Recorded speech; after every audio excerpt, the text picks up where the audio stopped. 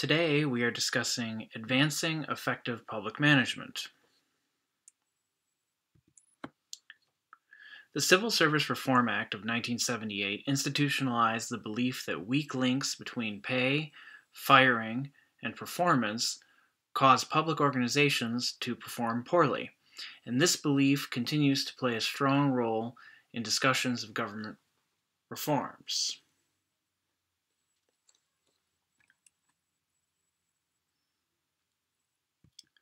A study from Peters, Waterman, and Gold of successful organizations in both the public and the private sector yielded several findings about the characteristics of successful organizations. Successful organizations, they emphasized clear missions and objectives that are widely communicated and understood throughout the organization. The people in the organization saw it as special because the products or services they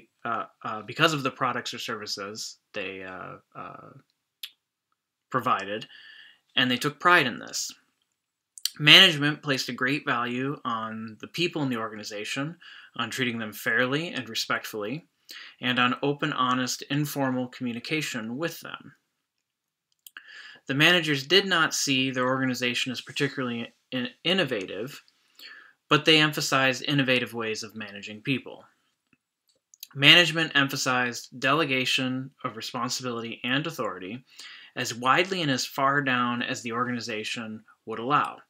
They involved as many people as they could in decision-making and other activity. Job tasks and goals were clear, and employees received much feedback. Good performance earned recognition and awards. The handling of jobs, participation, and personnel function was aimed at challenging people and encouraging their enthusiasm and development.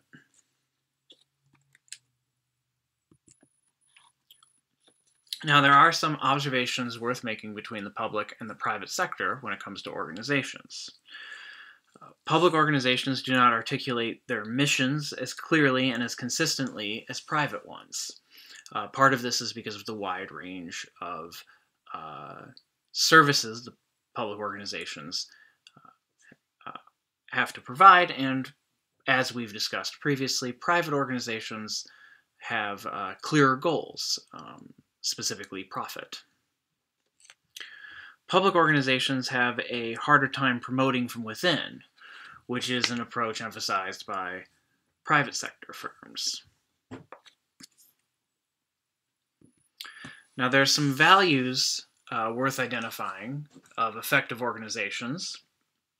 Learning organizations, they support learning, risk-taking, training, communication, work measurement. A focused mission, they emphasize clarifying their mission and communicating it to the members of the organization, its customers, or citizens, and other stakeholders. A nurturing community, they provide a supportive culture with a focus on teamwork, participation, flexible authority, effective reward and recognition processes. And enabling leadership, they facilitate learning, communication, flexibility, and development of a vision and commitment to it.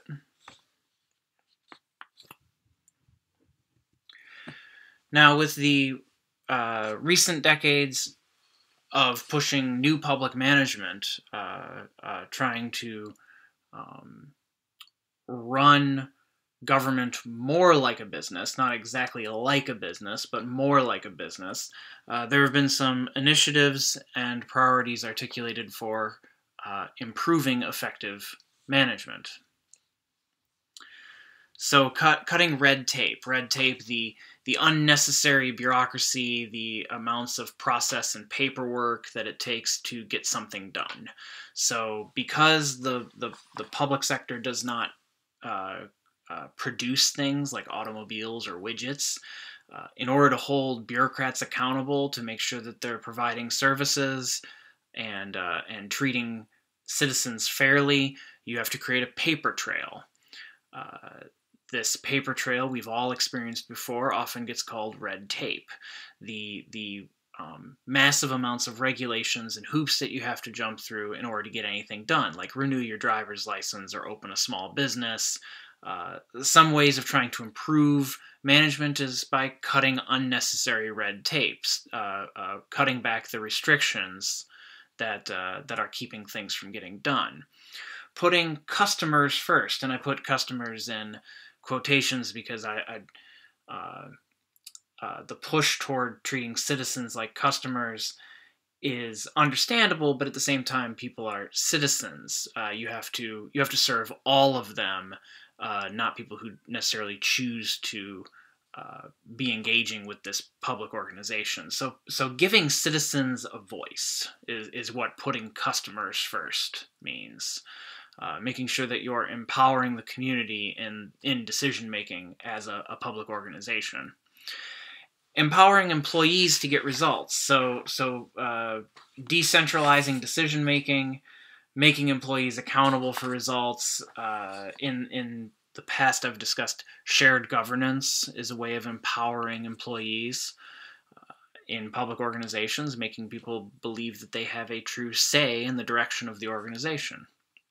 And cutting back to the basics. And what we mean by this is eliminating what isn't needed, trying to become more efficient with clearer goals, and trying to remain focused so that the organization does not have their hands in so many things that it becomes unclear what the goals, what success looks like. Keeping it simple. Keep it simple, stupid. So cut back to the basics. Focus. And of course, if these things do not work, and the various ways of trying to advance effective public management don't work, there are alternatives that the government has looked to for all of its existence here in the U.S. Privatizing and contracting out. This can come with mixed results, of course. So you can take something that the public sector is doing, and you can hand over completely that operation to the private sector if the private sector is able to meet the needs of the people. Or more likely, the more likely alternative that we have many examples of is contracting out. Oftentimes, being a public manager involves having to manage contracts, and that's become a big part of public management is managing contracts with private employers.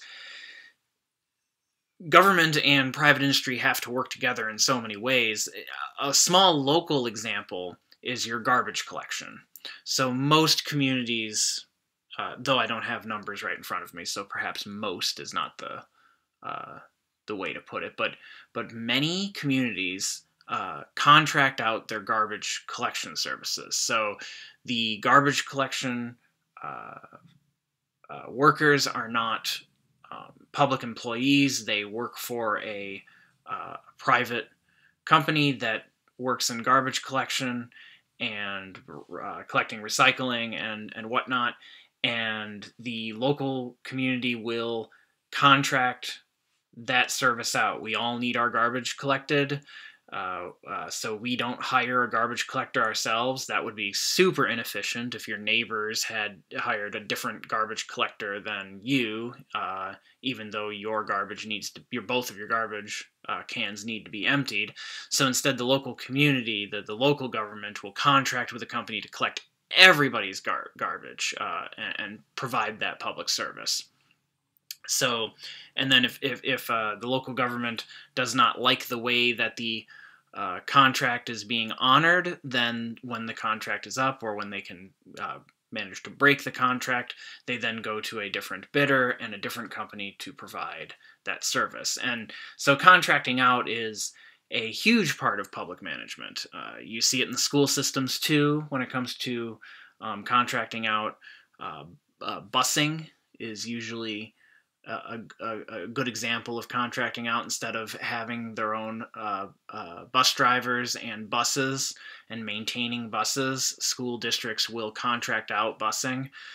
If you see buses that say first student on them, those are contracted out buses. And so being a public manager is often not just about managing people who actually work for your organization, but it's also managing these contracts with the private sector. And doing both of those things effectively is important for advancing public management. All right, thank you.